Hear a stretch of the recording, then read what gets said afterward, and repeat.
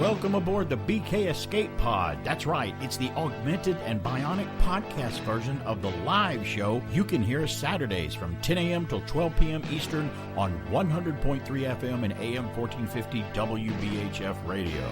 You can stream the show live there Saturdays at WBHFradio.org or on the free Tunein app. Look out, here we go.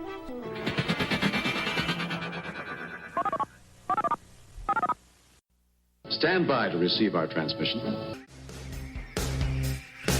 You know, I know that fall starts, I think, on September the 22nd, I think, is the first day of fall officially on the calendar. But, you know, it's not for me.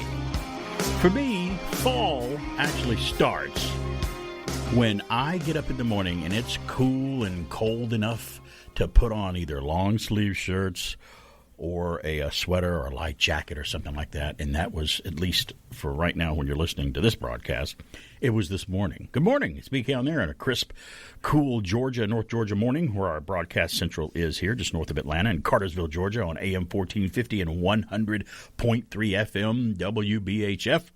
I am BK on the air, dispensing nostalgic geekiness monkey business talk radio for 2 hours every Saturday, and on the podcast, BK on the air.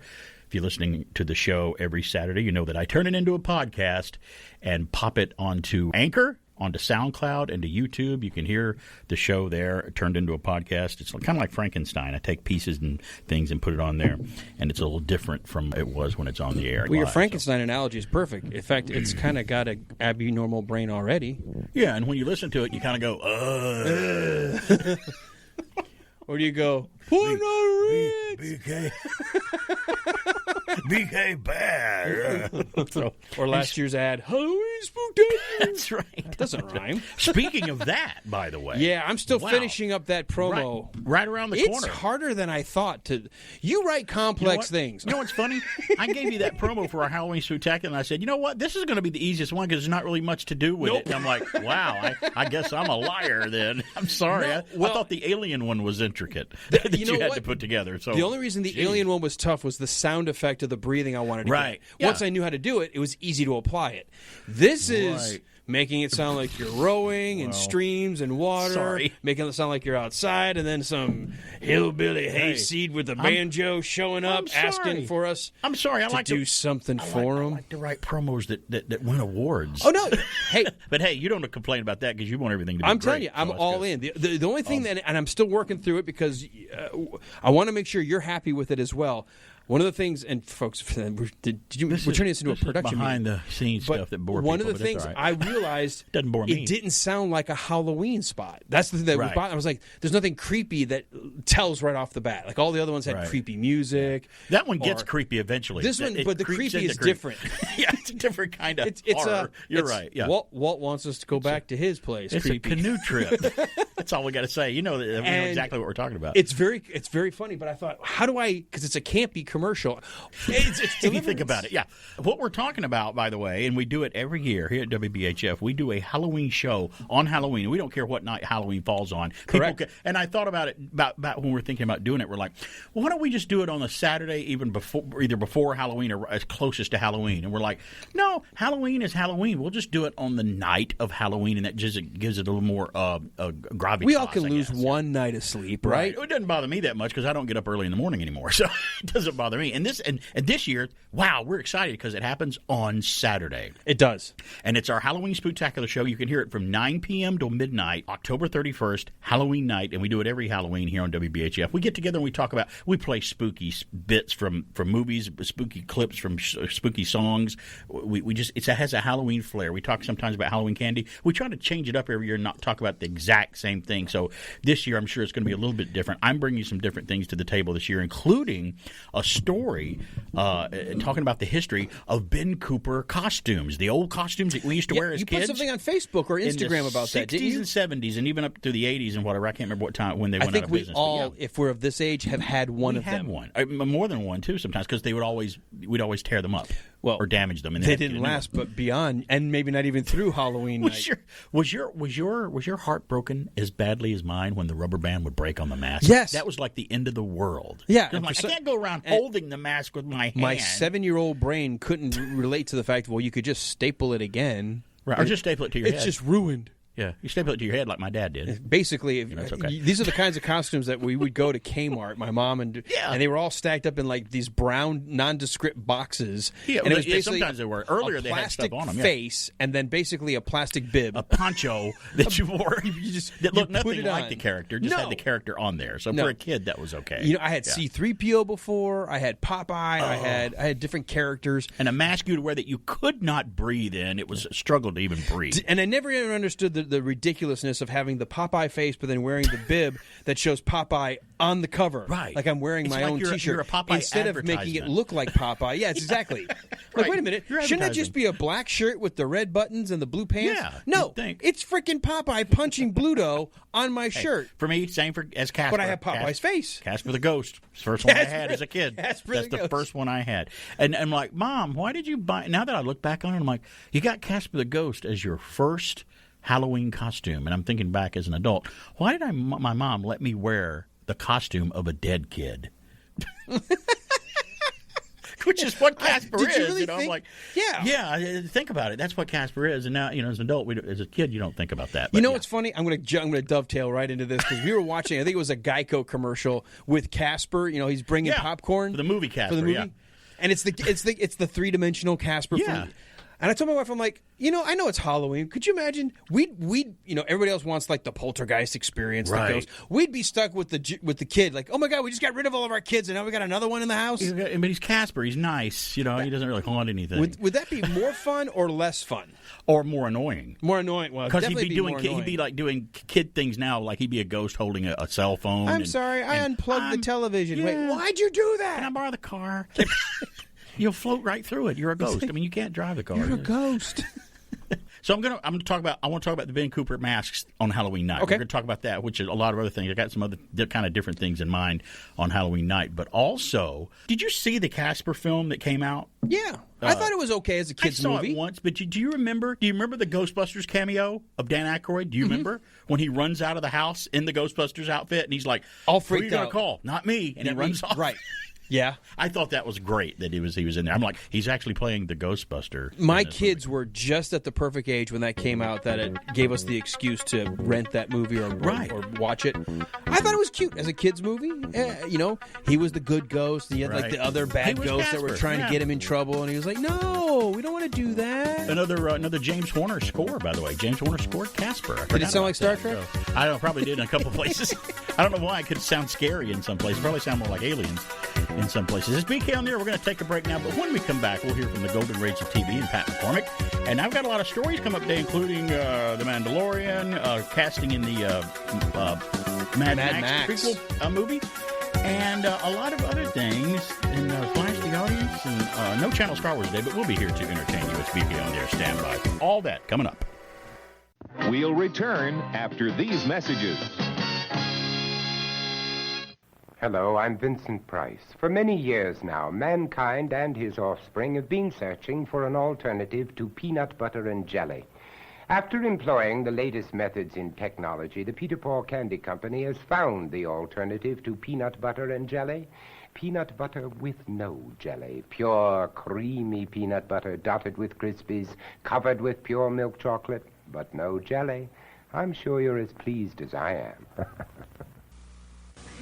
I'm here at Paul Masson's Chateau in California. Almost every night here there's a wine tasting party, and one of the favorites is Paul Masson Chablis. It's light and crisp. It's delicious. The wine you drink the most should be the best. And they take special care with it here because they know Chablis is America's most popular wine. Paul Masson Chablis.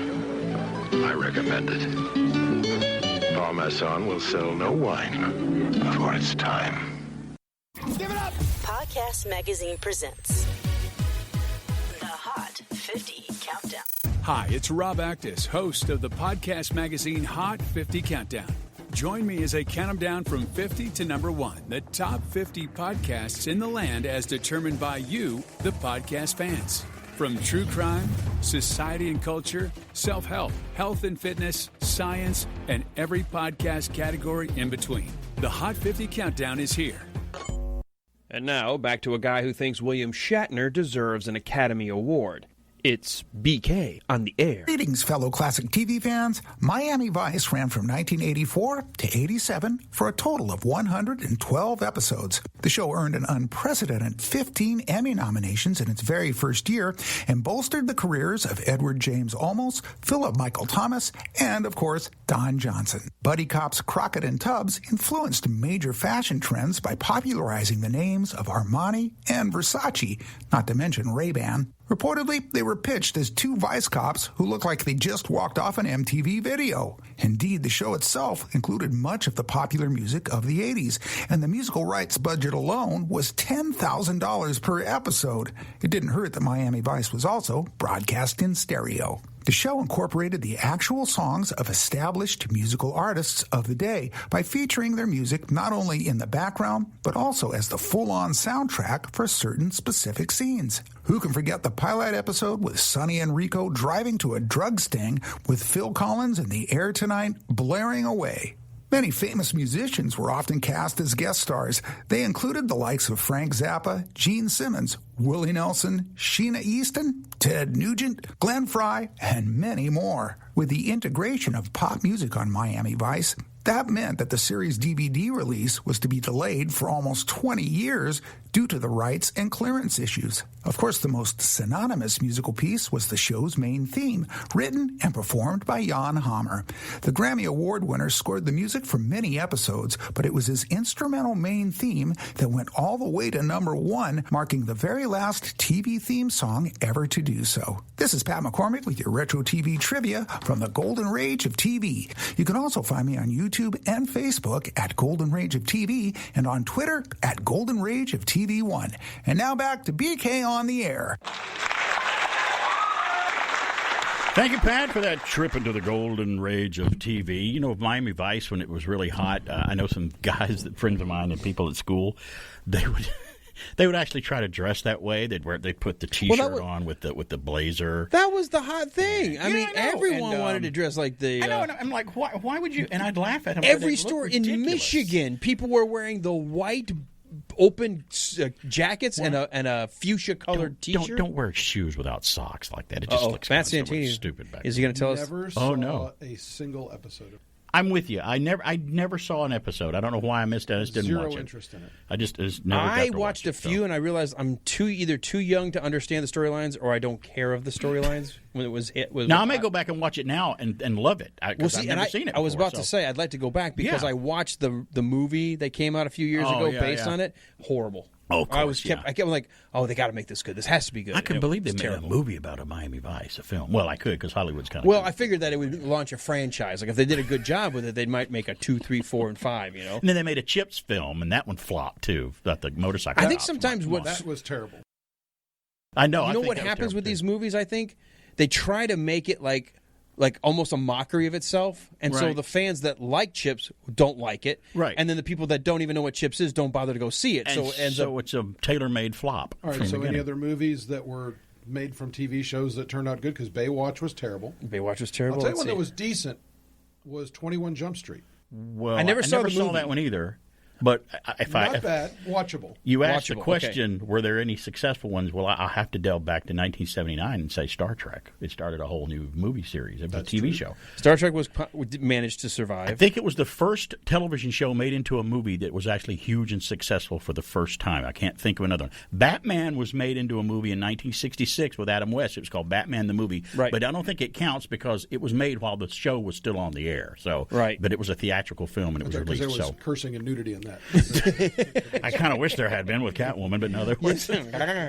Especially with Lee Merriweather's Catwoman, yeah. But yeah, even Popeye. Remember Popeye was a flop with Robin Williams, and it was terrible. You know, it was actually it's a really funny movie. Yeah, I laughed at it because it was Robin Williams doing Popeye perfectly. Oh, that was the best part of it. I understand why it flopped because who wanted to see a live action musical at that time? It just didn't feel like it worked. Yeah, and it was just kind of weird. It's like saying movies based on video games; those don't really work either.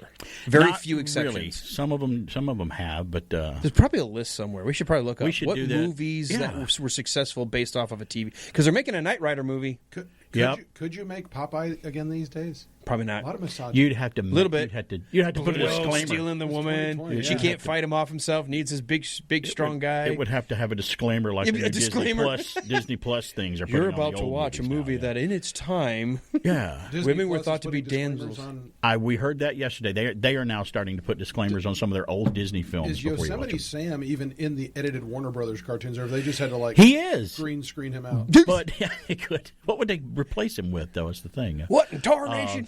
That reminds me of Steven Spielberg's E.T. version that came out on a certain video that releases. Mode where he replaced all the at the end, where all the agents are holding walkie-talkies instead of shotguns. Though, he came back and said that was a mistake. Good.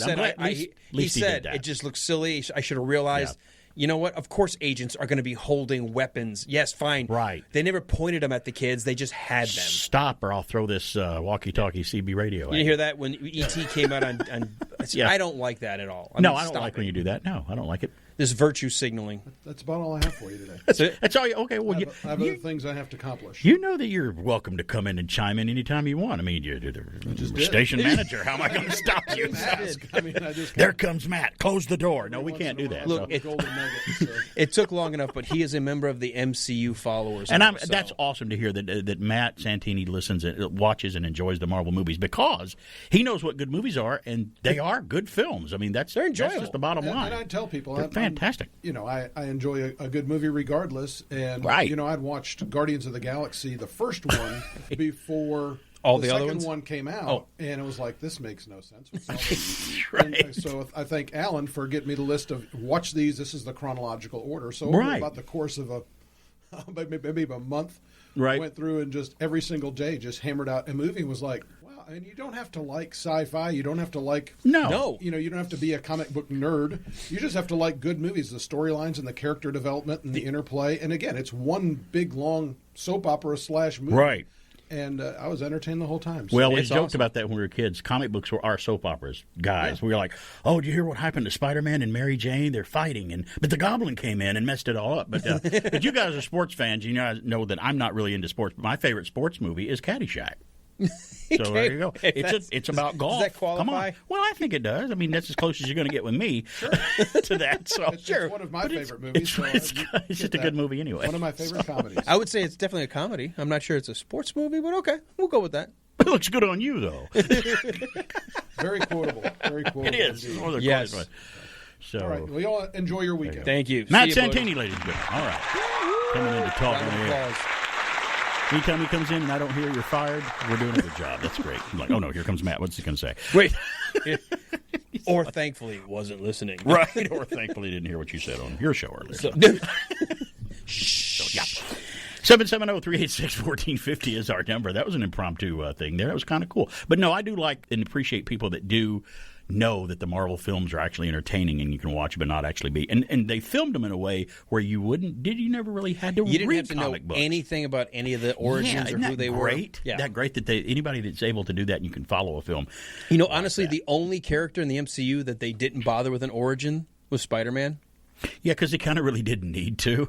I guess Black Widow technically didn't really get an origin. That's what's coming out. But she's kind of getting one, which is kind of cool. Yeah. But I mean, they just said, you know what? Everybody kind of has heard. Spider-Man got bit by a spider. He's got powers, so let's just go with it. We've had several film sequences and people to tell us that and stuff. And by the way, let me say this: the one character that needed an origin film that had never been done before to its full potential was Captain America.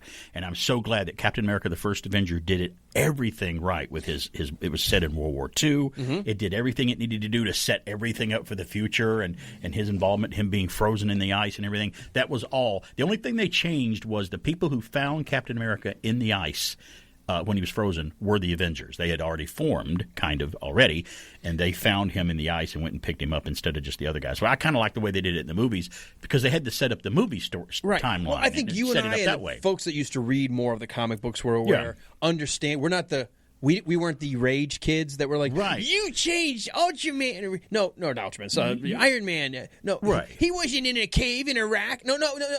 We understand, but the movie has to set a timeline for the audience that may have never read the comic book. We understand that he was he was in a jungle in Vietnam where it happened, but this had to come into the modern day time. If we had built it in Vietnam, Tony would have been way too old. It wouldn't make any sense to be there's a difference between making story changes to fit the story you're telling and staying true to the character versus changing the character. Exactly. And I would rather, as long as they're staying true to the character and who they are, then you can tweak things. Iron Man never mentored Peter Parker. He never built anything for him in the comic book. Peter did it all himself. But for these movie continuity stories that they had established and built on, it was a perfect thing for them to do. It made sense. And they're all separate from the comics anyway. So I think it's fantastic. And now they're some of they probably will go down in history as the most successful franchise ever after we look back on them. And they're not done yet. You know what's so they're funny? They're still going on. So. I love this argument about how and we can. I'm not going to talk about which are the good movies and bad movies, but Disney pulled the plug on all of the Star Wars movies.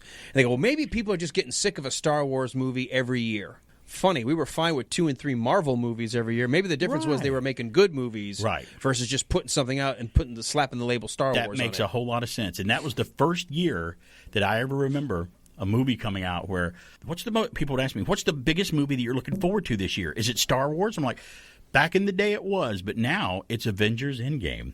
I'm actually looking more forward to that when they were both coming out in the same year. I'm looking more forward to the Marvel film than I am a Star Wars film. I'm looking forward to the Star Wars film, don't get me wrong. But it just blew my mind that I didn't say that. That was the first time I'd ever done anytime that. Someone goes, well, they were putting out too many movies. No, you were putting out crappy movies. Yeah, you just weren't living up to what we remember Star Wars for. And I can say that more about the prequels because they're the ones I really didn't enjoy. We can have that whole argument about tone. You just weren't writing well-made movies. Like Matt just said. The Marvel movies, well acted, great stories, good action, and they're engaging to the audience. And that's what you need. And they've got people like him that necessarily wouldn't even watch them liking them and watching them go, oh, I really like those movies. They're good. Speaking of that, we're going to take a break and flash the audience of the news, the weird, the strange, and the bizarre when we come back. In a Ford Model T, you can depend on just about everything, except the weather. In a Ford Pinto, you can make your own weather. Pinto's price is so low you can afford a sunroof, air conditioning, a rear window defroster to make the weather inside your Pinto as dependable as your Pinto. The economical little Pinto.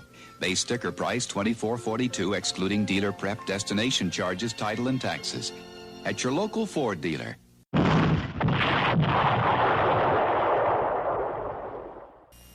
Gather round the Jiffy Pop. Gather round the Jiffy Pop. The Jiffy Pop. The Jiffy Pop. Gather round the Jiffy Pop. The family fun treat. And here's great fun, a Jungle Book Magic Picture Kit, free in specially marked packages of Jiffy Pop popcorn.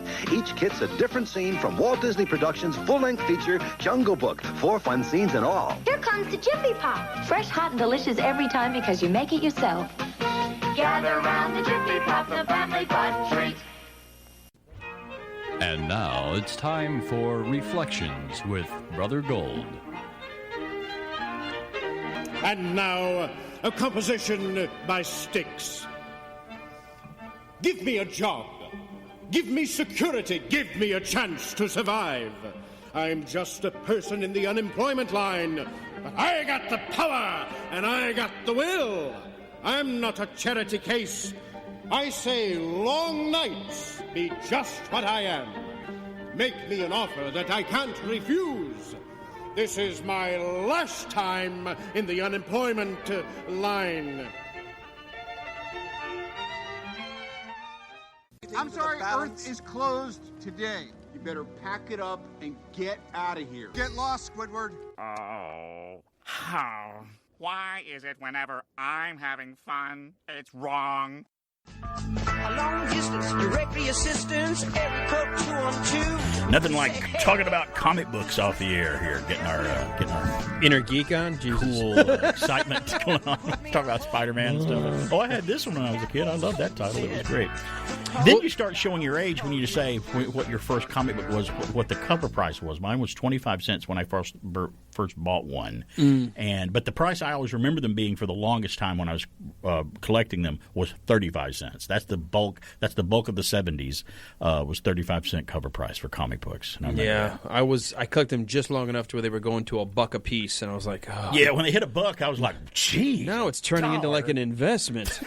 You're kidding. Before it was like, do I want to chew a pack of gum or get a comic book? Well, I can skip the gum. Now I'm like, I got to spend my whole allowance. The comic will last longer, especially if you get cards with bubble gum in it. That bubble gum lasts about 30 seconds, and then you have to spit it out because it tastes like cardboard. Have you seen they've re-released the original Bazooka now. Oh, that's great, Bazooka. It's great. You Bazooka go always through the whole came pack with the in comic. like 30 minutes because, like you said, the first piece only lasts like 5. Wasn't the early Bazooka, when it came out, it was in a pack, and you opened it up, and the inside was a comic. It had a little comic strip in it that you could read. Well, it's time that we flash the audience of the news, the weird, and strange, bizarre. Look at this. I got the first news. Talk about October and Halloween coming around just around the corner. From UPI, a 2,350-pound pumpkin called the Tiger King has been named the winning pumpkin in a competition. Travis Ginger of Minnesota, who grew the pumpkin, said he felt honored to win after deciding to enter the contest in Northern California, since it's known as the Super Bowl of Pumpkins that he entered it in. He took home $16,450 in winnings for first prize in the pumpkin growing competition. And I looked at that for a second. I'm like, why is it exactly $16,450? Why is it like an even number? Well, it's that because $7 per pound by the pay-by-the-pound system. Oh, really? It's what you get when you do this contest. That may cover the fee to have to actually pay somebody to pick it up and haul it to the event. Well, it's funny you should say that. He hauled it himself. So I guess he saved on that, too. That must have some pretty nice farm equipment. That's a heavy pumpkin. Ginger added that he named the winning pumpkin after the Netflix series. Yeah, I was going to ask, was it based on the Tiger King? I would have called it the Great Pumpkin. That would have been more, I guess. Why, does it eat people? No, it doesn't show up. If it didn't grow it, that would be that was what he would call it. No, but I'm talking about for the Tiger King. Oh, yeah, Tiger King, because he noticed it might have striped coloring, he says. That's why he did it, so for that reason. I think your reason would have been better. The pumpkin also set a record for the heaviest pumpkin grown in North America this year, according to contest officials. Now, since 1974, growers have gathered every Columbus Day in Half Moon Bay there to compete in the contest. Wow. I could never do that because I don't have a green thumb. I have a dead thumb. Every time I try to grow something, it dies. I learned this on the way in. If you want to try growing pumpkins, do you know when you plant them? 4th of July. And then they're ready in October? That's when you're supposed to plant them, 4th of July. So interesting. I did not know. I didn't know that either. Know that. I was listening just to like we didn't know that Octo was the October. I didn't know that it was for number 8. And we got mail, by the way, on that. I got mail on Facebook and stuff about we didn't know that. Knew Oct meant 8. We just never put October because it was always the 10th month. We didn't know that they moved it. Right. I didn't realize it was in the 8th spot. Fell down 2 spots. I guess people weren't voting for October. Click in our brain because I'm stupid. I don't know. I know why it didn't click in mine because I'm stupid. But yeah, I'm going to go with that too. Do you know the first? Do you know? Oh no, news! News! We're stupid. Newsflash. Did you know that the first time I was taught what an octagon was my mom pointed out a stop sign to me, and that was the first time I kind of remember. I'm like, oh, okay, it's a good. I remember that. To learn. So I think I remembered in school they said your stop signs are as an example of an octagon. Right. It doesn't mean spin tires on pavement. It means stop. It does. Well, okay. Talking about news, I've got the next news. This from UPI. A New Jersey pizza delivery driver unofficially broke a Guinness World Record by folding 18 cardboard pizza boxes in 1 minute. Randy DiGregorio, who drives for Mezzaluna Pizza, said he realized he had a skill for box folding while competing with coworkers. The driver's attempt, which featured witnesses including Manalapan police officers, ended with 18 boxes folded in 60 seconds. DiGregorio said he has submitted evidence of his accomplishment to Guinness and expects to hear within a few months whether or not he can become the official record holder. I heard somebody talking about that, and they said, what's so hard about that? I'm like, have you tried to perfectly fold a pizza box? You know, quickly, way a long time ago, I worked for Pizza Hut, my very first job. Oh, you're different. You did it. I couldn't even drive. I had to be driven to work. I didn't have a driver's license. Deliver I was the 15. pizzas yet. And I remember I got good. I didn't get 18 boxes a minute good. That's impressive. That's pretty cool. Impressive. Most impressive. Now, if you glue a pizza in there with it, that's pretty interesting. Good. That's pretty good, too.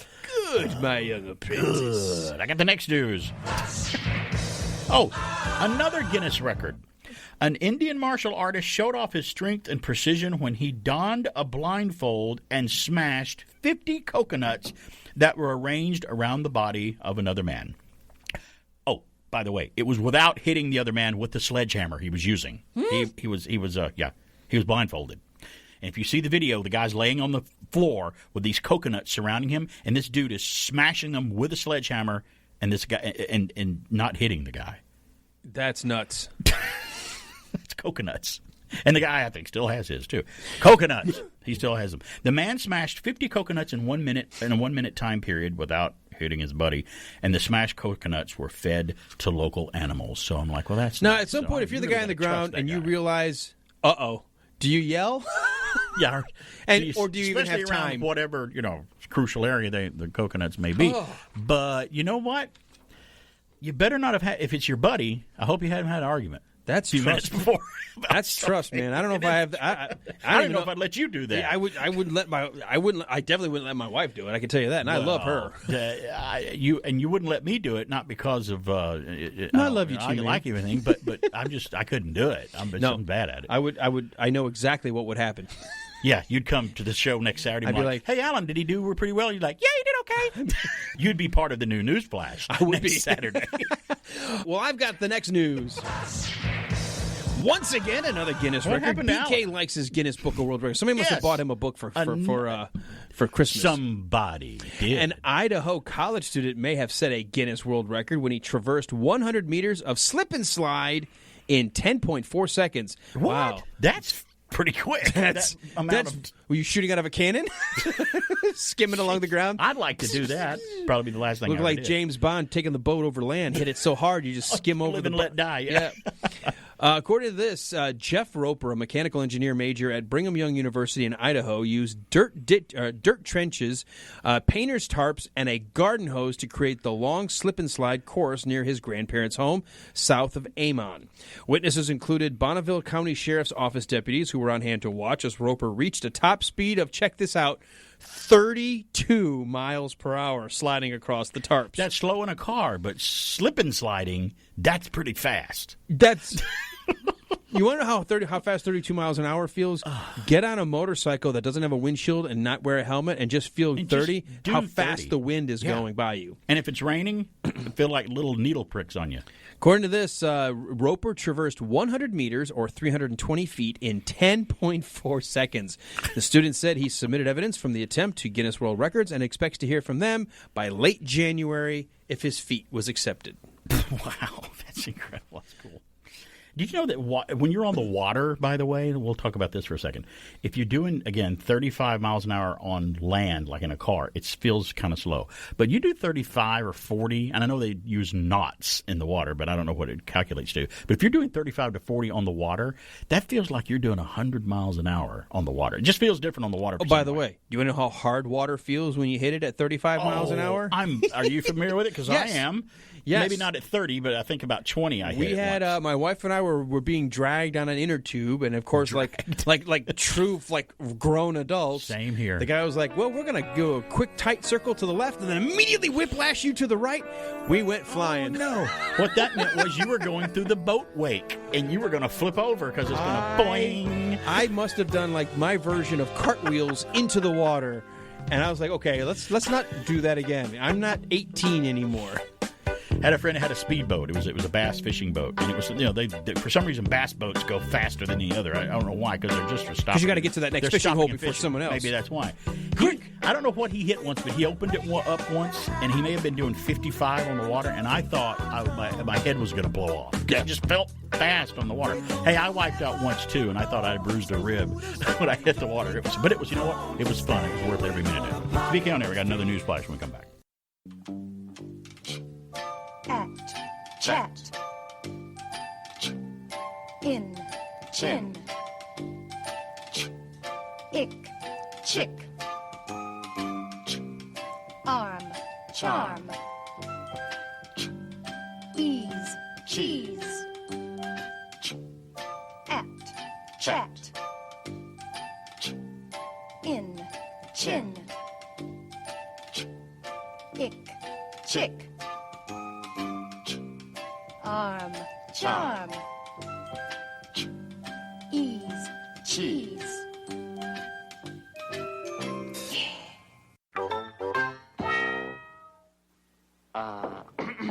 I will not. Yes, you will. I will not. Yes, you will. I won't. You will. I won't. You will. I won't. You will. I won't. You will. I won't. You will.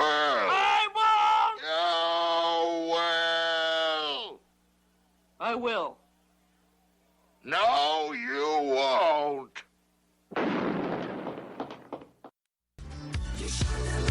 Hey, we're back. It's BK on the air here on AM 1450 and 100.3 FM WBHF. Halloween is just around the corner. I want to remind everybody that our Halloween Spooktacular will be broadcast live on this station, WBHF Halloween night, and it's on a Saturday. Isn't I'm so it, excited. That's going to be isn't great. Isn't it 2 weeks from today? 2 weeks from today. Because I better get that today promo is Saturday. done. You're right.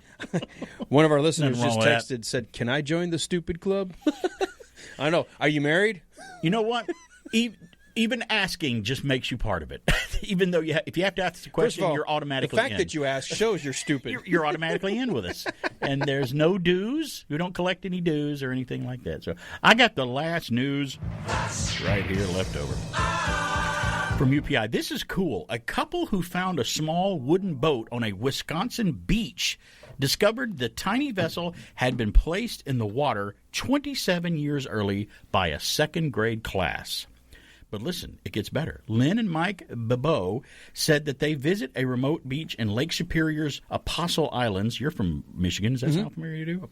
And noticed something brightly colored buried in the sand about 20 feet from the shore. The object, a small wooden boat, had a message printed on the bottom, quote, "I am traveling to the ocean. Please put me back in the water." The boat also bore the address of Lakewood Elementary School in Duluth, Minnesota. The couple contacted the school and learned the boat had been placed in the water by Bonnie Fritsch and Brenda Schell's second-grade class in 1993. Fritsch said that she had been contacted one other time in the past by someone who found the boat. They actually found it before in the boat a few years earlier. Isn't that amazing? You know what? Guess what they did with the boat after they found it? Guess what they did? They put it back in the water? The Beebos said they placed the boat back into the water to continue its journey. That was their only choice. That's all you can do.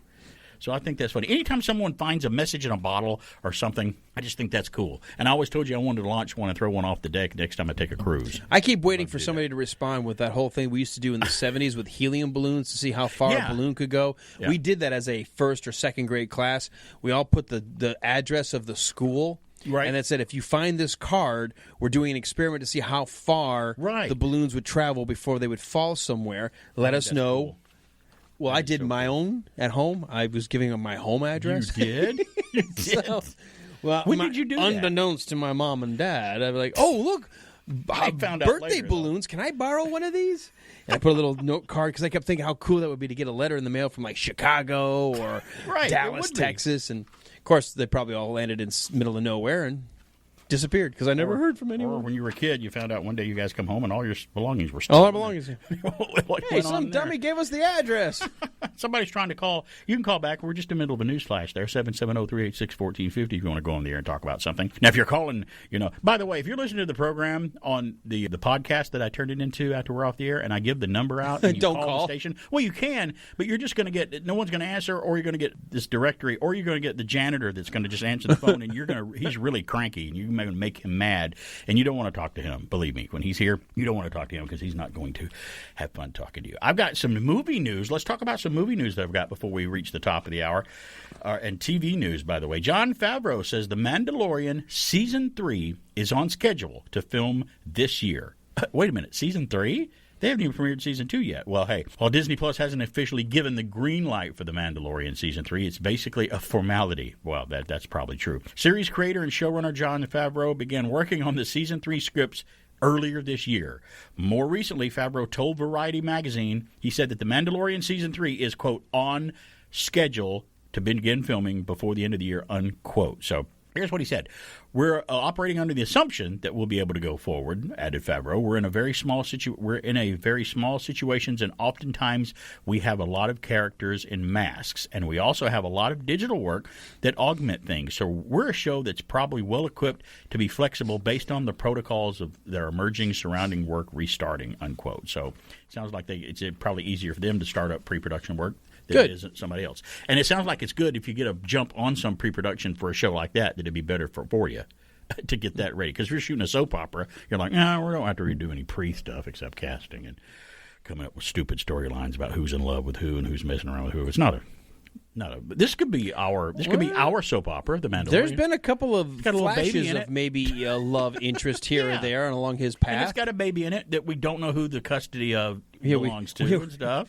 So where's the mom? Yeah, who's that baby belong to? So did you hear? I heard a rumor. I don't know if this is true that Pedro Pascal is like demanding more money for the Mandalorian, and they're having trouble with him. Oh, I heard they're going to replace him at this point. Yeah, that's what I heard, and that's too bad because I'm like, why would you do that? If I was the Mandalorian, I'd go, man, I can't believe it. I'm great. I want this. I want to be on this show. It's great. 770-386-1450. Somebody's calling on the line right now. It's Beaky on the air. Hello, who's this? Hello, Barry. Hey, it's Eric. Man, you've been calling like every Saturday, like 3 Saturdays in a row. What's up, buddy? Today is partly because I've had no sleep. You had no sleep. What's wrong? Why did you not get any sleep last night? You know why. I know why. I don't know. Don't play with me. I don't know why you didn't. Tell the people what you did to me last night. What I did to you? Oh, I sent you a video to watch. You didn't like it? I can't sleep. Uh-oh. There was no clown. Every light in the house has been on since I watched that video. I will not go to sleep. There was no clown in that video. There was no clown in that video. What was in the video? It was kind of a video of somebody out in a car, and he came up on this weird creature, witch-looking thing out with just his headlights with it on it, and he had to back up, and he's screaming because it's running toward him. And I thought Eric would like to see that. Oh, what's wrong with that? There's no clown in it. There's no clown in it. You keep bringing up clowns. Well, there was no clown in that video. I don't know why you couldn't sleep last night. Just had insomnia.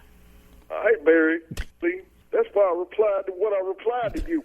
Well, it got you to call the show, and I'm glad that you did. Are you excited for The Mandalorian Season 2 coming out? Oh, come on. We love that show. What is there not to like about it? Yeah. I'm just waiting on it to get here. Oh, okay. Well, then you are looking forward. Okay. Well, just a simple answer to the question would have worked. You've got 2 weeks. 2 weeks. That's right. And we got 2 weeks till Halloween. Right. Are you going to listen to our Halloween Spooktacular show? You listen to those when we do it, don't you? I'll probably call in like I do every year. Well, good. You call in. We actually are going to have forgotten. We're going to section about clowns that we're talking about, too, by the way, so you want to hear about that. I don't like you. No one in Cartersville likes you. Eric, we love you. We just want you to know that. You may not like us, but we love you. Love you calling. Love you being out there. Okay. Right. I feel so special. We'll end on a positive note. Bye. I'll call you next week. All right. Bye-bye. Don't threaten me. It's a threat or a promise, and with him, it's both. So yeah, The Mandalorian. I think it's great, and I know it's a mark of a true great show that I love it because when I watched it the first go around, we're watching it again right now to kind of familiarize ourselves with it again with season 1. When it was on initially, and the episode would end, I'd feel like, it's over. That's too quick. I can't wait for the next one. That means I really like a show when it's like that. That's what I was doing to Lost in Space on Netflix. When a Lost in Space episode would end, of course we could binge it, which was great. But I'm like, hurry up, skip the intro, skip the credits. Let's get to the next episode. So Lost in Space was that way, and it was really great. And I'm sure you think that way about The Mandalorian as well. I mean, I definitely really enjoy that. I haven't gone back to re-binge the whole thing. I did hate waiting for the next week. And that I think they did that on purpose. Of course they did. They're like, we'll make you want to watch this. Yeah, it's beautiful outside. Today's the day where you're going to be able to open the windows later and just like let that sunshine in. Later, we slept with the windows open. I woke up. I did too because I do that. Crisp. Because you're not out in the campsite anymore. It's either cold or I've got a demon somewhere close by that's possessed one of my animals. And you know what? If that happens, I'm like, well, either way, it's cool in the room. I like it. Whatever reason, I don't care.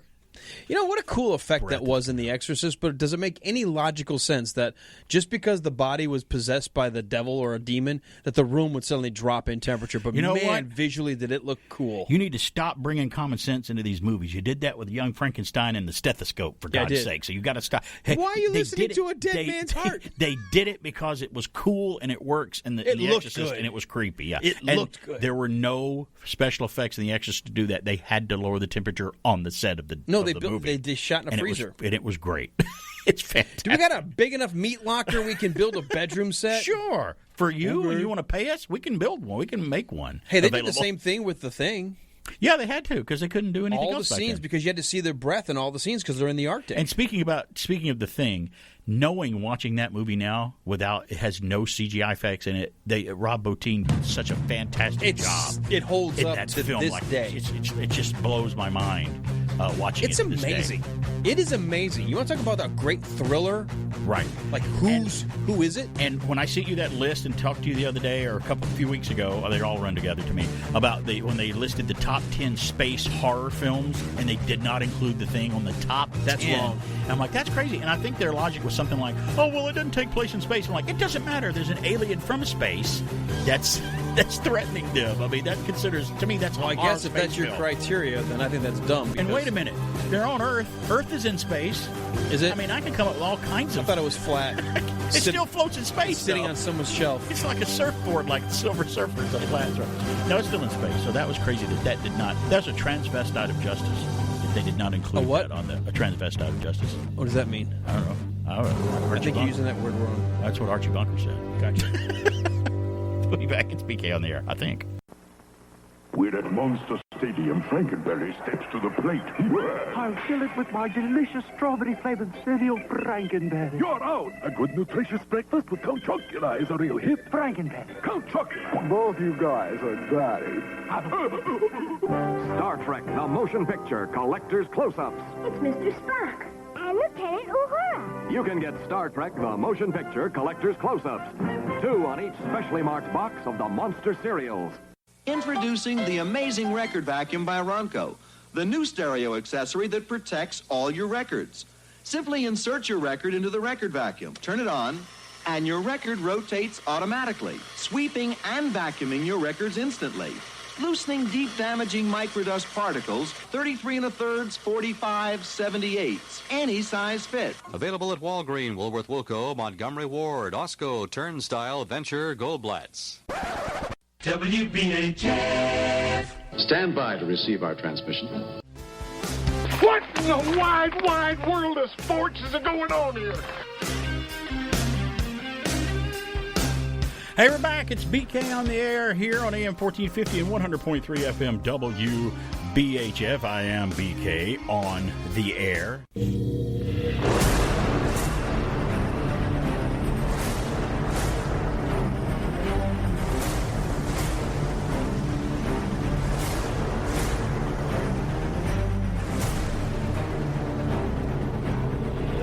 That's right. There's a little Tom Hulkenberg, a.k.a. also known as Junkie XL, little Mad Max Fury Road music for you there, which was fantastic. Mad Max Fury Road, we enjoyed that movie so much. I think I saw that film 3 times in the theater, and I don't go usually more than twice to see a film in my older age. I used to go see things weekly when I was younger and had more money, and I was stupid and stuff like that. But if I really like a movie, I like watching it more than once. Well, I've definitely seen Mad Max Fury Road and all the Mad Max films more than once, and I consider myself a huge Mad Max fan, and I'm a fan of director George Miller, too. His films seem to be exciting and always entertaining.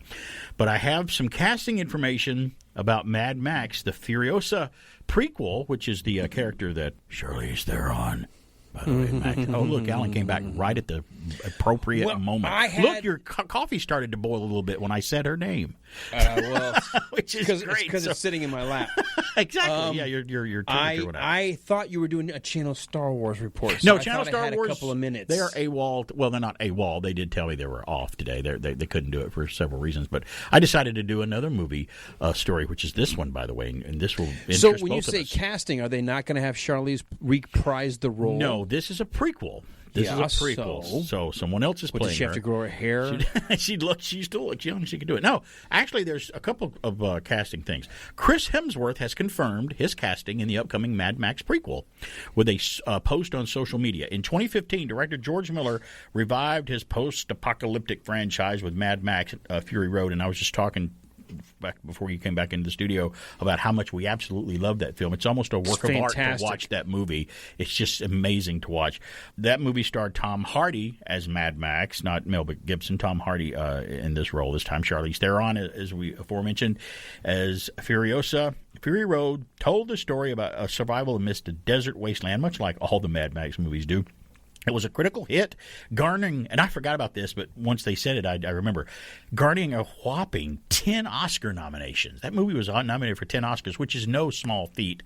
Even if you don't win the Oscar for something, getting nominated for 10 different ones says a lot about the film. Not long after Fury Road's release, Miller indicated he was planning on developing sequels, but they have been slow to arrive. Progress on the next Mad Max film began to emerge this year, with reports that Miller was exploring a prequel centered around Furiosa, who has emerged as a major fan favorite from that film over the years. Then, actually, of course she did, because when we saw the film and actually after it was over, we're like, she's actually almost the star of the film. She certainly has more lines than Max does. So I kind of thought that was the point of the name, because it's like they called her the character of what it's sort of a variant. Fury Road, Furiosa. It's Fury Road is basically it's her story. This week, news broke that Anya Taylor-Joy has been cast as the young Furiosa, signaling a big milestone for the project. Additionally, and I'm not familiar with her. I looked her up. I don't know if I've ever seen her in anything. And additionally, Chris Hemsworth and Watchmen star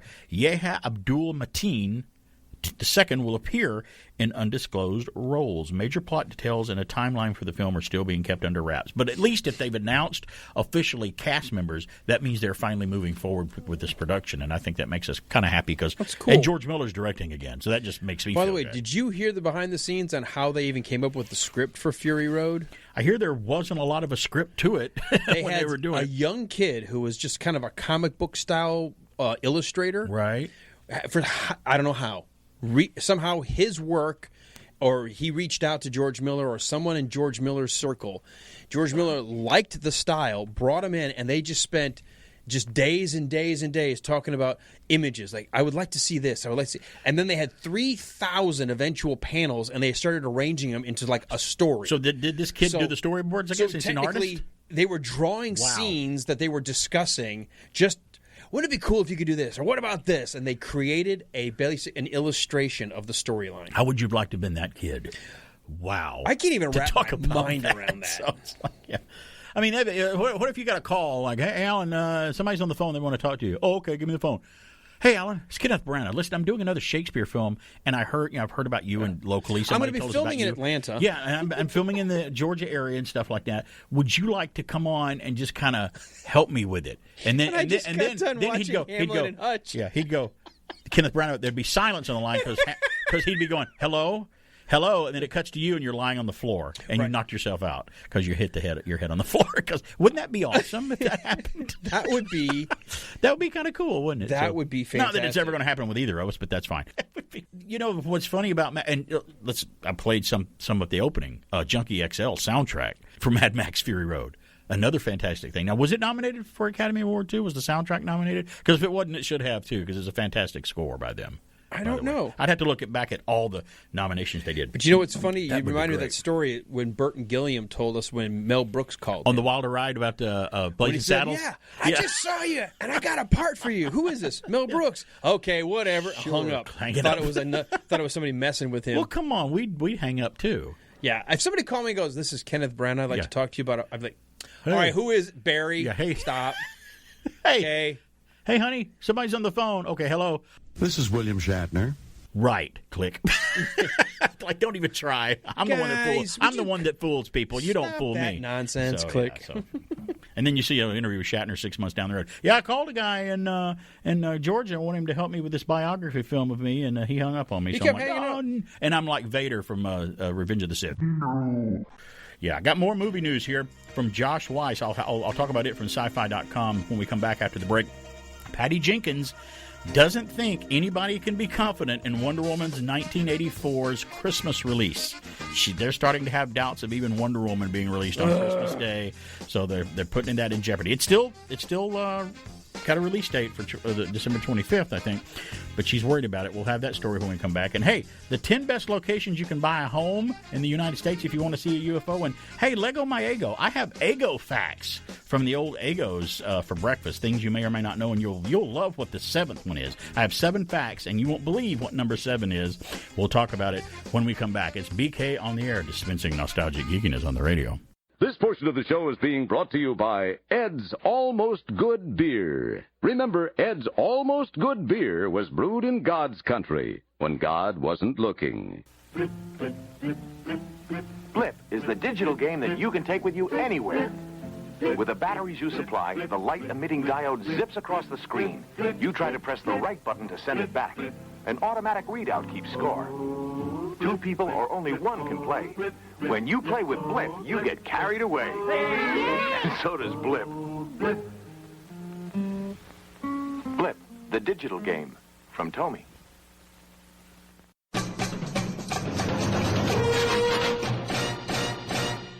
WBHF.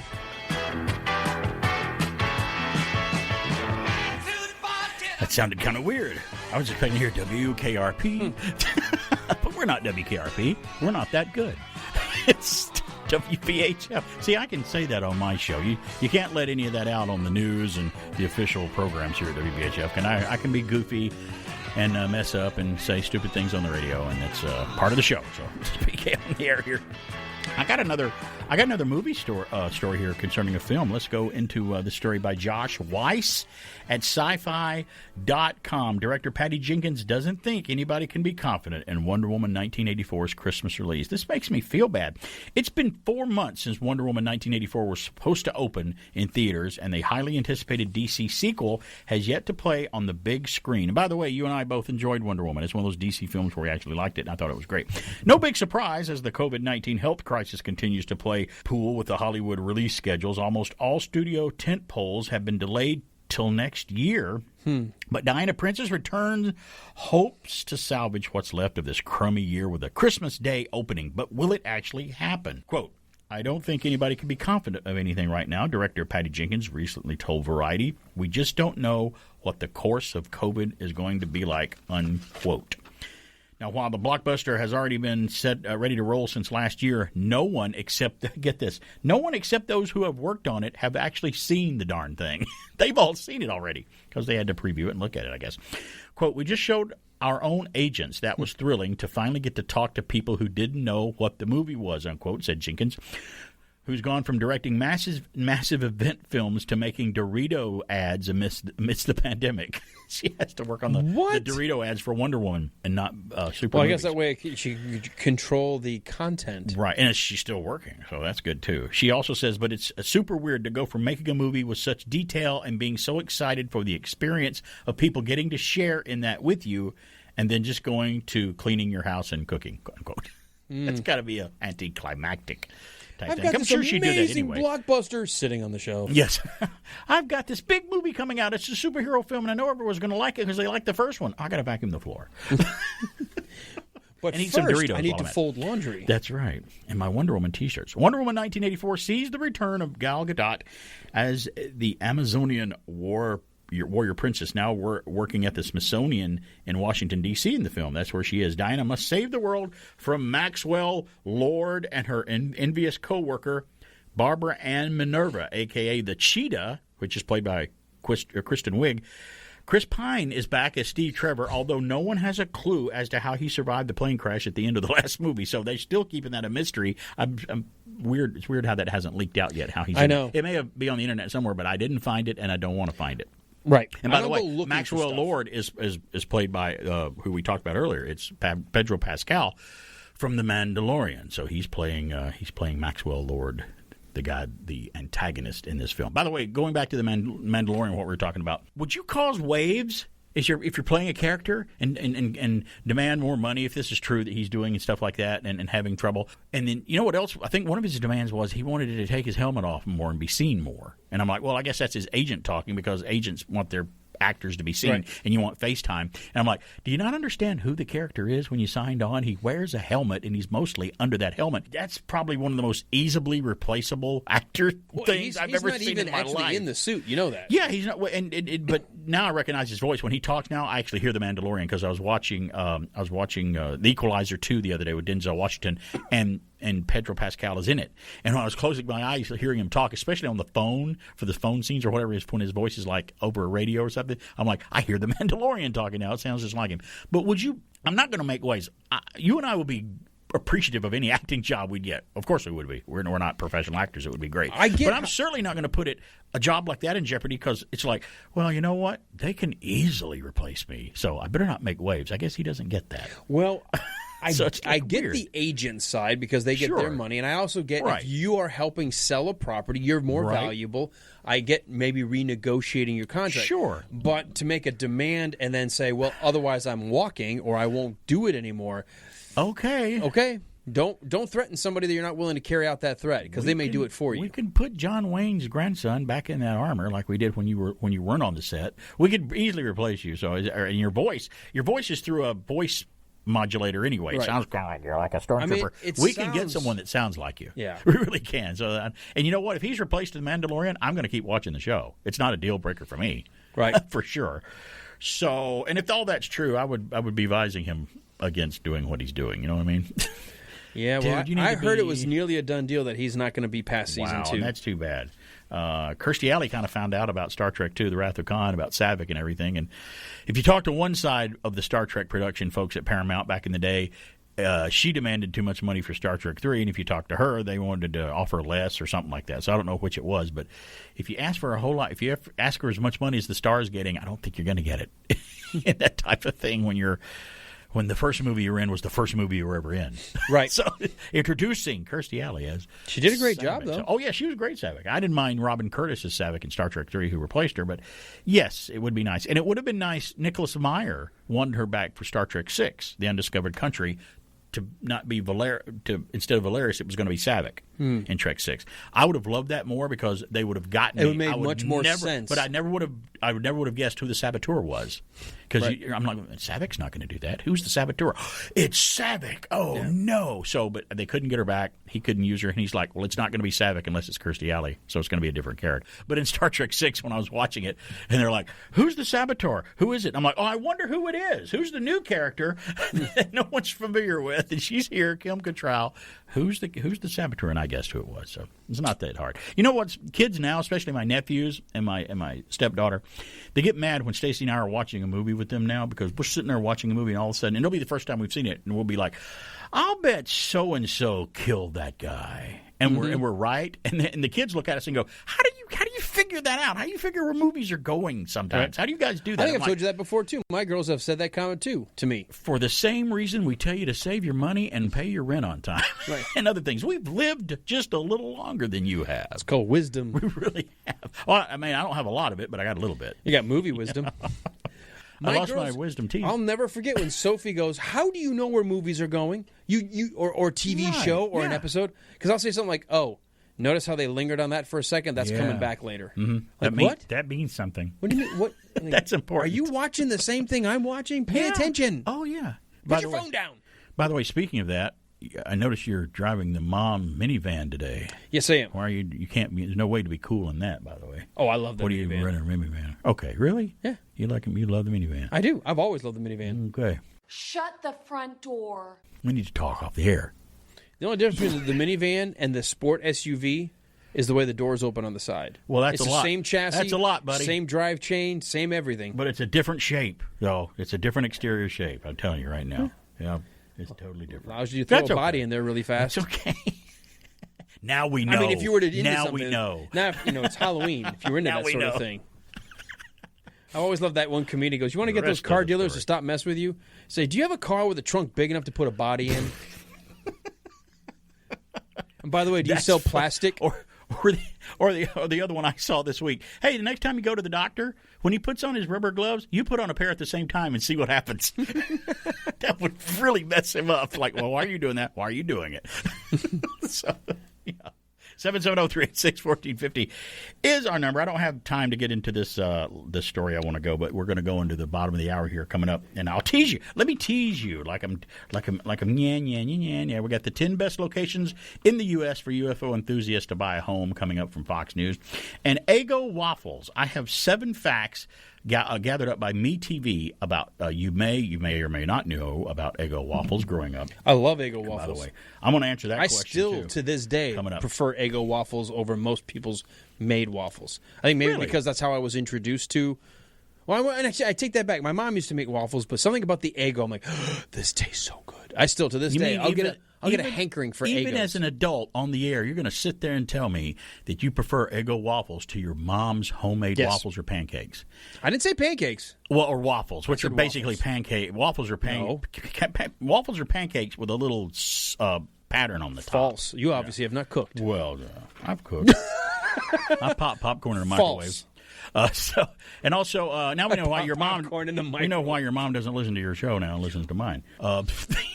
And a beloved Christmas movie that we all loved growing up watching it on television. There's some props from that movie that are going to be auctioned off. Leg lamp, which is kind of cool. What? A leg lamp? Nope, it's not that movie. Crap. And also this day in history. We're going to do this day in history after we come back after the break as well to get that out of the way. And I have another story. I don't know if I'm going to have time to get to this one, but from Fox News. Women are posing on Colorado mountaintops in an exploding new trend. Isn't that cool? No, you say, what's special about them posing on a Colorado mountaintop? Well, there's another way they're posing, and I'll tell you about that if we got time when we come back. I'm really going to tease you with that one. You better make sure you get to that one.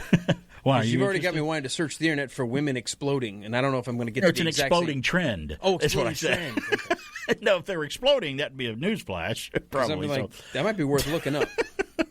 Right, that's funny. In private server mode. We also want to remind everybody, I know we played a promo for it earlier and we've been talking about it, podcastmagazine.com. You can go on there and vote for your top 3 favorite podcasts. And you can do it daily. You can do it once a day if you want, because they're going to, it's your server and your email address. You have to do it. And you don't have to register for anything. You can just vote. Well, I do turn the show into a podcast, BK on the Air, after I get off the air every Saturday. You can hear it on Anchor, SoundCloud, and YouTube. You can vote for your top 3 podcasts, but if you vote for 3 of them, all I ask is if you listen and you like it, please put BK on the Air as one of your top 3 podcasts. And they pick a new one every month. And I think I can't even remember the number now. Was it 36 or number 38? I was number 30-something out of 50 for November. And for November, and now for October, and now the November votes are being taken for the month of November. And I would love it if you put BK on the air on one of them, and I'm sure Alan and Walt would love for you to put The Wilder Ride as one of them as well. So vote for us on Podcast Magazine, and it's a great magazine if you want to subscribe to it or check it out, especially if you're a podcast fan and listen to podcasts, which most of us here do. BK on the air, we're going to take a break, but we're going to go on this day in history when we come back. It's BK on the air. I'd like to talk to you about good things to eat, like Swiss cheese on a crisp Ritz cracker, or a chunk of ham on a crisp Ritz cracker. Peanut butter and jelly on a crisp Ritz cracker. Everything tastes great when it sits on a Ritz. You hungry? Then have some onion dip on a crisp Ritz cracker. Good cracker. Good cracker. From Nabisco. Good cracker. Good cracker.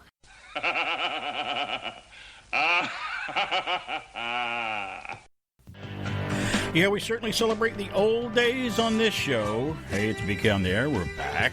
AM 1450 and 100.3 FM WBHF. I like to take you back to the old days of comic books and Saturday morning cartoons and Schoolhouse Rock and the days of 10 lunch boxes. When you went around to school and you're sitting around the school and you're in lunch break and you have your lunch box. And I always coveted friends' lunch boxes. I mean, my first one was Woody Woodpecker, but I would look at some of the other lunch boxes and I'm like, oh, that guy's got a $6 million man lunch box, or that guy over there has the emergency guys, the fire truck show, or Adam 12. He always wanted the other lunch box, and they wanted yours. It's like, we should have just traded out every other week and just kind of used it and whatnot. So that would have been fun to do. We could have satisfied our lust for wanting a new lunchbox, a lust for lunchbox in elementary school. That's a soap opera if I ever heard a story from one. It's amazing that now it's evolved from that to like technology things. Like I look at computers and they're like, oh. We envy and covet. I say the same thing about people who get married all the time, get divorced, get married again. Some people I think are in love with just getting married. The idea of married. Getting married, the ceremony, the giant, the food, the dress and everything. Why don't you, instead of doing that, become a marriage planner or a wedding planner and live vicariously through the person that you're letting get married. Give them a card and say, when this falls apart, see me again. We'll do it again. That's right. On this day in history, let's do it. I've got a personal close one here that has something to do with me growing up watching a TV station. Here is one of them. And the first one is very important to you and I, and I'll tell you why. In 1888, Thomas Edison filed a patent on this day for the optical phonograph, the first movie.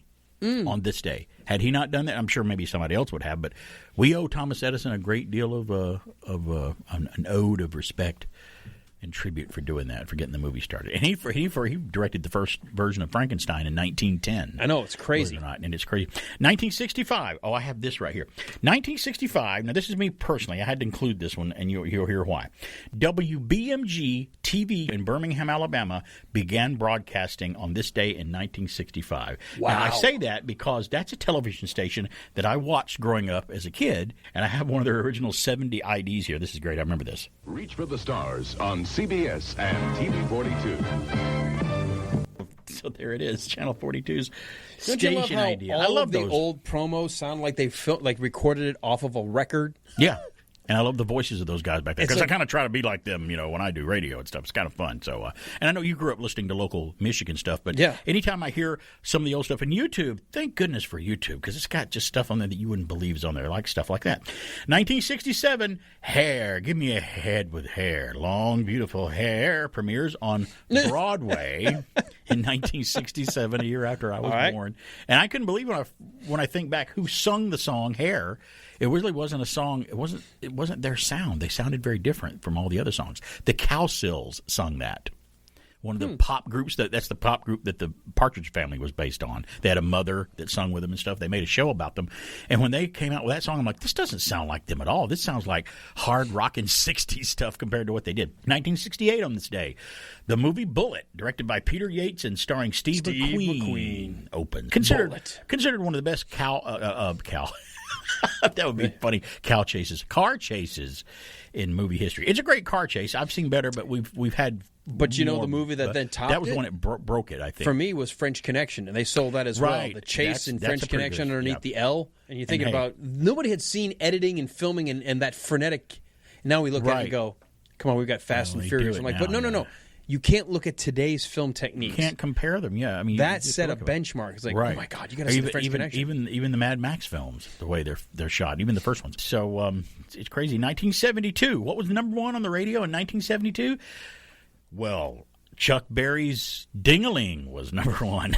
He wants to play with his little ding-a-ling. Have you heard, and I don't know where to find it because somebody had it in a podcast, but there's a live version where he goes, I need the audience to help me with it. Well, you know what's funny? That is the single. That is actually the radio version. Oh, really? That is the song. His official release of that song is the live version. Okay. Because they've got an audience. Because whenever it's been played, I guess it's clipping out telling the audience what to do in their parts. They don't play all of it sometimes. Because it lasts a while. Because he's explaining who's got to do what part. And I don't understand the controversy about Chuck Berry's "Ding-a-ling." He's talking about a bell. What's the big deal? I don't get it. It was controversial back then. I don't know why it was. 1988, another musical thing happened. The Traveling Wilburys' first release, "Handle with Care," was released on this day in 1988. We'll talk about a super group that came together to be a group. Wow. The Traveling Wilburys. You got Roy Orbison, Tom Petty, George Harrison from the Beatles, Bob Dylan, and Jeff Lynne from ELO, which produced and produced all of it for them. They recorded in most of the albums. I think they said they recorded them in Bob Dylan's garage at his house. They just wanted to come together and make a group, and both their albums were great. And what's weird is they were big Monty Python fans, and there's little in jokes in the Traveling Wilburys albums. The first one's called Volume 1. It's just called Traveling Wilburys Volume 1. The second album was called Traveling Wilburys Volume 3. I'm like, wait a minute, what's going on here? So yeah, did I miss one? Now you've been a big fan of all those guys. Calling all these record stores. Where's Volume 2? That's right. What are you talking about? There is no Volume 2. A fantastic Australian Western starring Tom Selleck, a movie called Quigley Down Under, opened on this day back in 1990. Do you know we just recently watched that movie? I love that movie. I think it's a great movie, and you know why we did? Because of Alan Rickman. Yeah, it was fantastic. He's the bad guy. Imagine that, Mr. Quigley. He just says his lines. Mr. Quigley, Mr. Potter, Mr. McLean. Apparently, fame isn't everything. And another movie opened on this date in history, October 17th. Not too long ago, 2014, the World War II tank movie Fury with Brad Pitt opened on this day. That was a good fantastic movie. I find myself going back and rewatching that film, and it's really powerful and really cool. Birthdays today include Granny herself, Irene Ryan from Beverly Hillbillies. She died in 1973. It's her birthday today. Robert Evel Knievel's birthday is today. Boy, were we big fans of his growing up. He was a hero of ours, jumping everything he could jump. Mm-hmm. It's fantastic. He died in 2007. And yes, I had the wind-up motorcycle, the stunt cycle from Evel Knievel. I didn't have the chopper. I had the one you put on the thing and wound it up, and it was the rocket motorcycle, which had little red plastic holders on the side, little rockets. And when you cranked it up and it went, sparks flew out of the sides. That's the one I think had. My cousin had one like that. That was fantastic. Was it voiced by Keanu Reeves? No. You mean the guy we couldn't think of? We couldn't think of him. And now I will never forget Don't it. say that. So, yeah. It's Michael McKean's birthday, American actor from Laverne and Shirley, Saturday Night Live, Spinal Tap. Did I ever mention that Spinal Tap is one of the funniest movies? Stupid pseudo-documentary, which was so funny, and I love Spinal Tap. Today is Margot Kidder's birthday as well. She died in 2008. Everybody remembers her as Lois Lane in the Superman film. She was also in the Amityville Horror with James Brolin, and she was in another horror film called Black Christmas with Keira DeLay from 2001, which was actually really good. Today is also English actress Felicity Jones's birthday today, October the 17th. She was in Rogue One. She was in Rogue One, and nice accent. I don't know. I have a thing for British accents. I have a thing for Felicity. Yeah. I mean, for anybody. I mean, Kenneth Branagh could talk to me, and I'd get excited. You know what I mean? True. But if he could still say if that. Felicity said, "Would you like to come over and let me tell you what it was like to film a Star Wars movie?" I'd be like, yes. She could say anything. Would you like to come over and change the oil in my car and let me stab you with an ice pick? Sure. Yeah, I don't mind. The number one film in 1972. Would you like to take a stab at it? Since 1972 is when Chuck Berry's released his ding-a-ling. Did he release that it? Date, yeah. Excuse me while I whip this out? My ding-a-ling. We're going to stick with 1972. What do you think was the number one film in 1972? It's kind of it's an even numbered year, but it's an odd year because I couldn't remember this either. I'm like, oh yeah, that one's number one, I guess. Obviously I was only 2. Yeah. I wasn't even 2 yet because my birthday would be coming up, so I'd be almost 2. So Little it'd be like I was already in school. I was in first grade. Can I have a quick hint, like an actor in it or anything? An actor. James Caan was in it. Oh, Godfather. Yep, you got it. I was going to say Marlon Brando, but that would give away. But James Caan gave it away too. Yep, The Godfather was number one, and on TV, October 22nd, the week of October 17th to the 22nd. What was the number one rated show on television? Which is weird because it's not a TV show. Was rated number 60 one. Minutes. Well, no, it's not a TV show of any kind. Oh. The number one thing on TV on this date in 1972, since we're sticking with that year, is the World Series Game 3. Oh, the wow. number one show on this date in history. We'll have what national day it is, since we always tell you that on the show. When we come back, it's BK on here. Lego my Ego. You Lego my Ego. Give you my skateboard. For breakfast? Some donuts? I'll go nuts if you don't Lego my Ego. Oh, Dennis, I just love the yummy taste of Eggo waffles, so please Lego. It's green and purple and has a million legs. I don't know. Me either, but it's crawling up your arms. Up! Start your good breakfast with Eggo waffles from Kellogg's. Little brothers. Lego my Eggo from Eggo Waffles. It's BK on there. Love Eggos. I want to finish up 2 national days here from this day in history before we go to our next story. Today is National Pasta Day. Ooh. For us, that could be any day of the week. I love pasta. But pasta's great. In any shape. I don't care what shape it is. They're like, pasta's pretty much the same unless it's made out of something different. But like, do you want angel hair or do you want bow tie or do you want spaghetti? I'm like, it tastes the same, but it's just a different form. Yeah, but the texture makes a change. I love angel hair. I've never met a pasta I didn't like. No, The I shape. like it all. I love the shape. So, and today is National Edge Day. Edge? National Edge, EDGE, and I had no idea what Does that mean meant. And live crazy on the edge. On the edge. Well, you thought that, and I thought shaving cream day because it's Edge shaving cream day. No, it's not that. See how we went to you went that way, and I went the stupid BK way on that. No, National Edge Day promotes a movement of youth refraining from using alcohol, tobacco, and other recreational drugs. Day. I'm like, okay, now I know what it means. So is that what that's supposed to mean? That's what it means. I guess they should call it National Not Living on the Edge Day. Right. Doing that, living on the edge. Don't be edgy. Don't be edgy. That's right. I played the Eggo waffle spot because I have here in my hot little hands here from MeTV facts you knew, or never knew, or maybe you did know, about Eggo waffles. When Eggo waffles first popped up in the market, the year was take a guess when they came out. Eggo waffles, when did they start? 58. 53. Ooh. I would have guessed later. I thought it was in the 60s. It was invented by 3 brothers, Anthony, Sam, and Frank Dorsa, who'd previously been known for their mayo business that took off in the 1930s. Wow. Ahead of the frozen food craze by a solid 2 decades, the Dorses product still dominates the frozen waffle market. But how much do you really know about these Eggos, and why can't we seem to Lego them? Number one, they were originally called Froffles, F-R-O-F-F-L-E-S.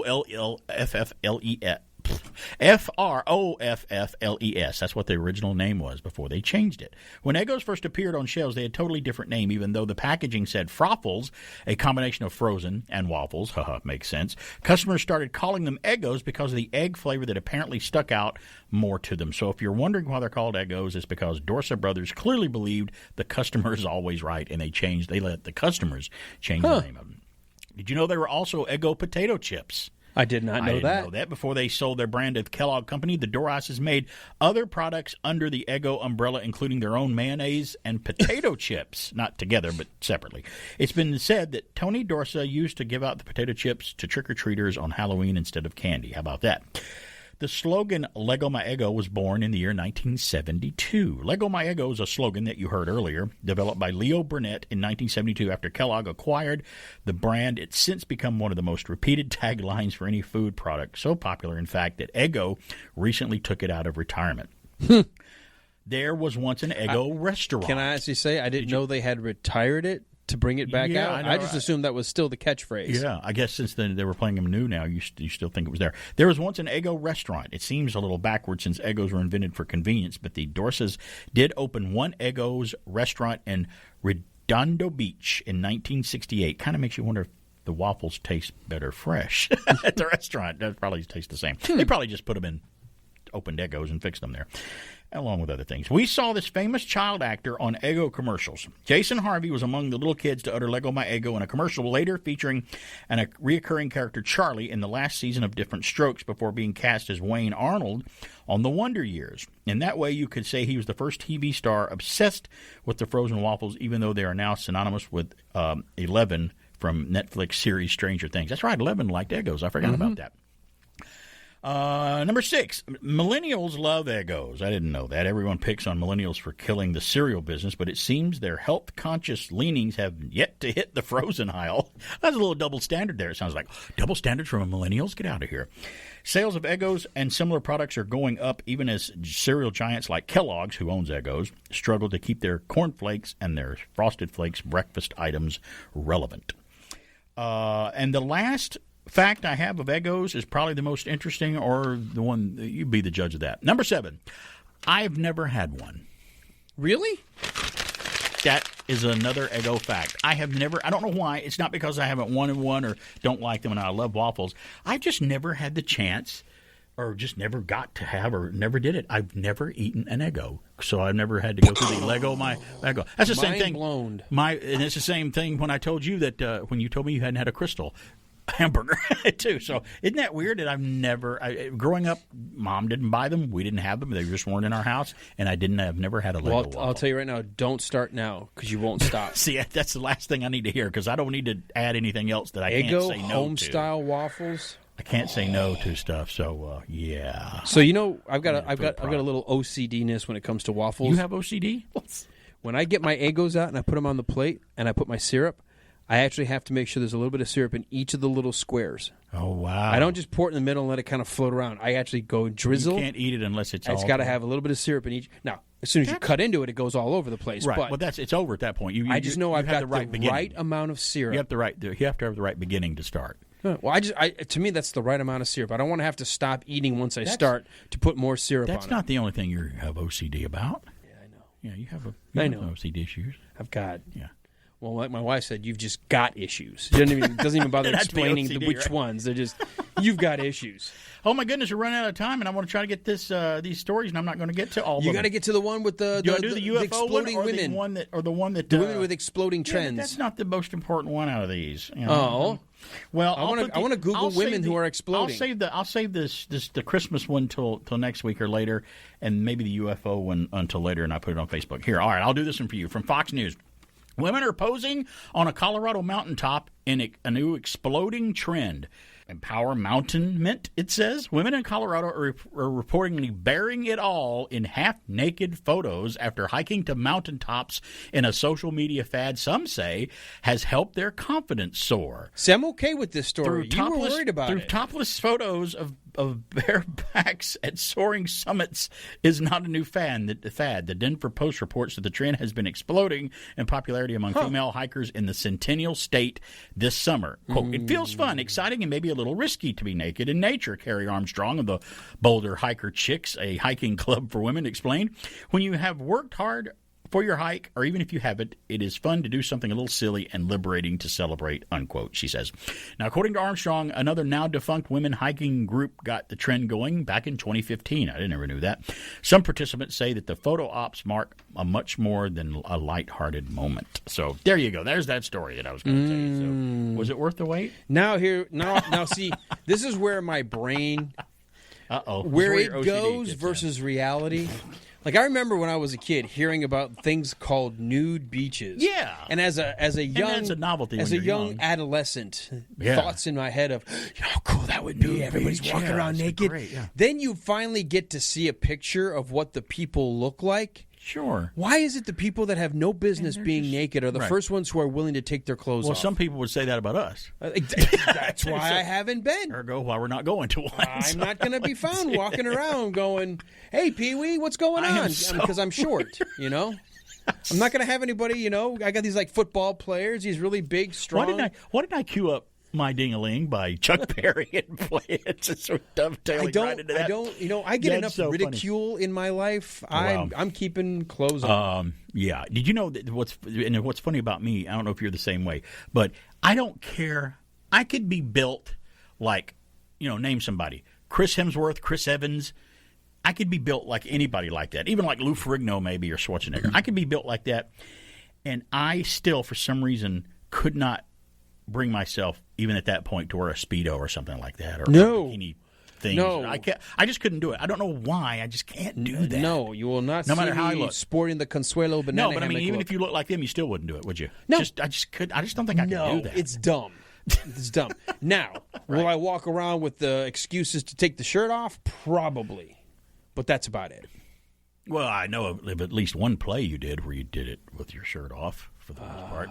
Dang bath towel most of the show. But, we'll... But that was an award-winning play for What was that? Was that the YMCA Village People play? Which one was it that you did? Which was it? What are you talking about? It wasn't the YMCA Village People. No, you did that one the year before. That's the one you did before. No, what are you talking...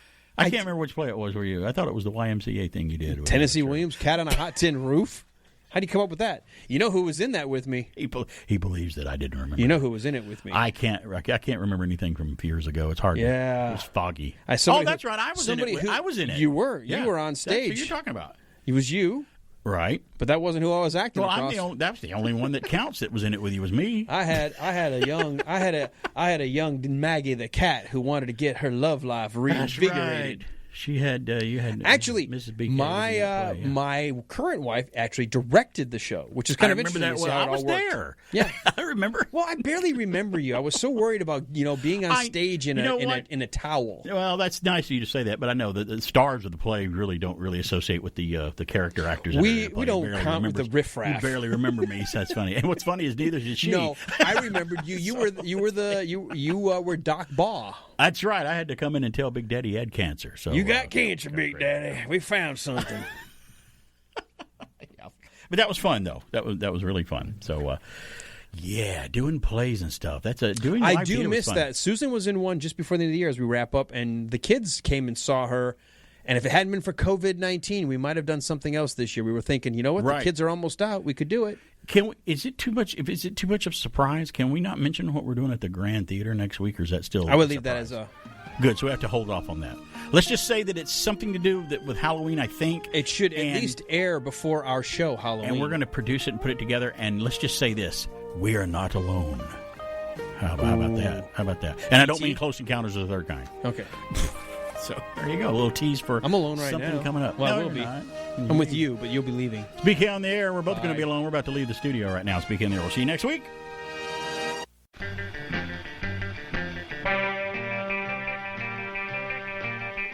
If I can only get unstuck, I'll be swinging at one of my most fearsome foes next week.